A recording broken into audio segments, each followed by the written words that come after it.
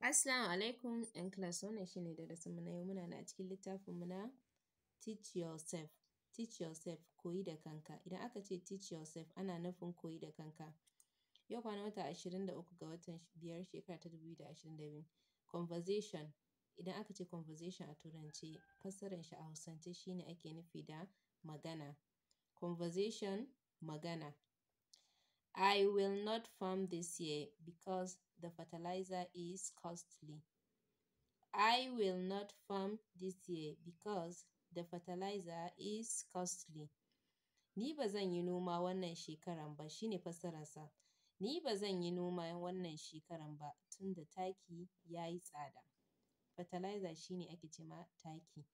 Ni ba zan yi noma wannan shekaran ba tunda taki ya yi tsada. What is the importance of family planning? What is the importance of family planning? Menene mahimmancin tsarin iyali?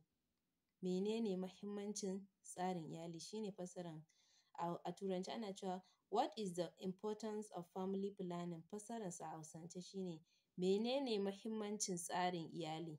Menene mahimmancin tsarin iyali? It's important to make life easy. It's important to make life easy. Domin samun sauƙin rayuwa. Domin samun sauƙin rayuwa. Idan aka ce it's important to make life easy. Domin samun sauƙin rayuwa. This woman is old but she looks young.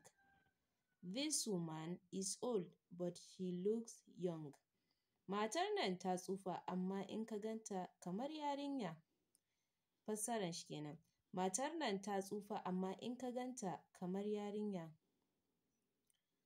Old tsufa, young kuma yarinta. I married a woman from Kano. I married a woman from Kano. Fassararsa a Hausance shi ne na auri mace daga Kano. Na auri mace daga Kano. I married a woman from Kano. Na auri mace daga Kano. Who is your leader here? Who is your leader here? Wane ne shugabanku a nan? Wane ne shugabanku a nan? Idan aka ce who is your leader here? Ma'ana a fassarar shi a Hausance ana nufin wane ne shugabanku a nan? So a nan za mu tsaya sai gobe idan Allah ya kai mu za mu ci gaba daga inda muka tsaya. Kasance tare da wannan tasha tamu ta zeebappahtv domin sabon karatuttukanmu a koda yaushe. Na gode, sai anjima.